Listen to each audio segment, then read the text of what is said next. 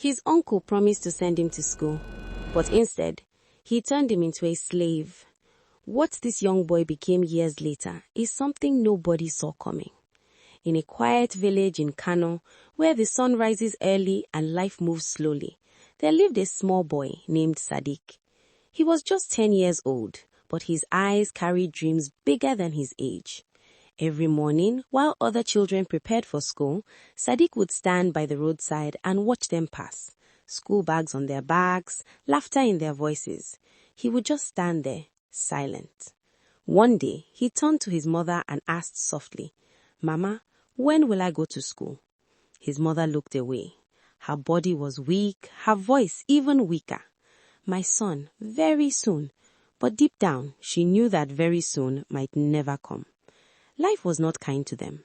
Sadiq's father had died years ago, leaving only struggles behind.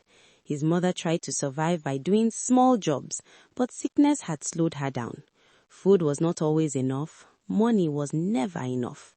But Sadiq never stopped dreaming. At night, he would lie on the floor beside his mother and trace letters in the sand with his finger, even though nobody had taught him properly. He believed one thing strongly: if I can go to school, my life will change. Then one afternoon, everything seemed to change. A loud motorcycle stopped in front of their house. Dust filled the air. A man stepped down, wearing clean clothes, shiny shoes, and dark glasses. It was Uncle Bala. To Sadiq, he looked like someone who had made it in life. "Sadiq!" Bala called out with a big smile. "Come here, my boy." Sadiq ran to him, excited. His mother came out slowly, surprised to see her brother. "Bala, you are here?" "Yes," he said proudly. "I came from the city." They talked for a while. Then Bala looked at Sadiq and said the words that changed everything. "I will take him with me. I will put him in school." Silence fell. Sadiq's heart started beating fast. His mother hesitated. "Will you really take care of him?" Bala laughed. "Ah, he is my blood. I will make him a big man." That night, Sadiq could not sleep. For the first time, his dream felt close. The next morning, he packed his small bag. 2 clothes, nothing more.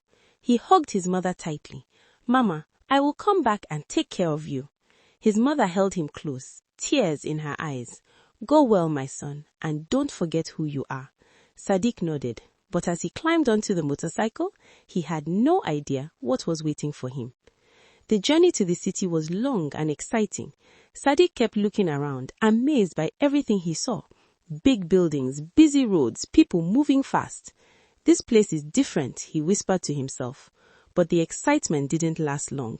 Instead of taking him to a house or a school, Bala stopped at a crowded market.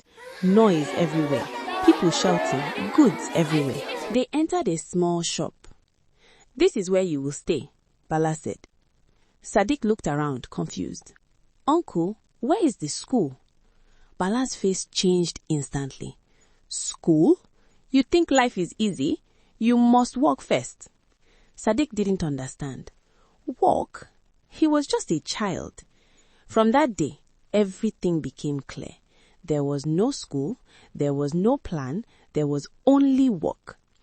Every morning before the sun came out, Sadiq was already awake, sweeping the shop, arranging goods, carrying heavy loads that were too big for his small body. Customers came and went, but nobody noticed his pain. If he made even a small mistake, Bala would shout loudly, "Are you blind, useless boy?" Sometimes he would beat him, hard.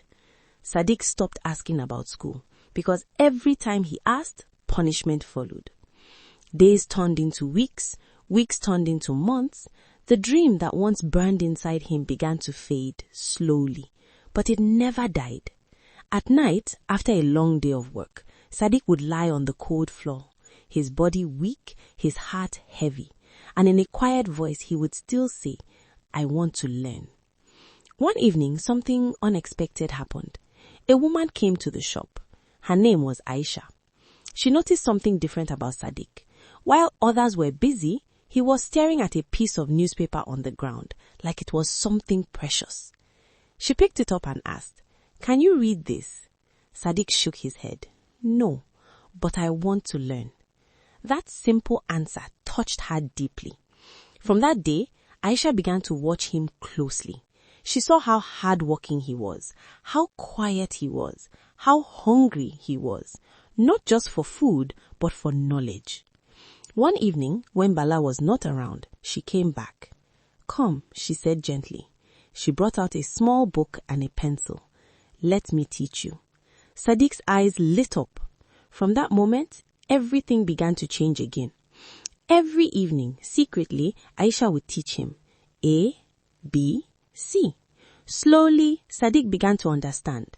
He learned faster than anyone expected, because this was not just learning for him, it was survival. Weeks passed. He started reading small words, then sentences. Each new word felt like a victory. But danger was always close. One evening, Bala returned earlier than usual. He saw them, the book in Sadiq's hand, Aisha sitting beside him. Everything stopped. Then anger exploded. "You are wasting time," Bala shouted. He grabbed the book and tore it into pieces. He pushed Aisha away and dragged Sadiq. The beating that day was worse than ever before. That night, Sadiq lay on the floor, unable to move properly. Tears rolled down his face. But inside him, something stronger than fear was growing. Determination.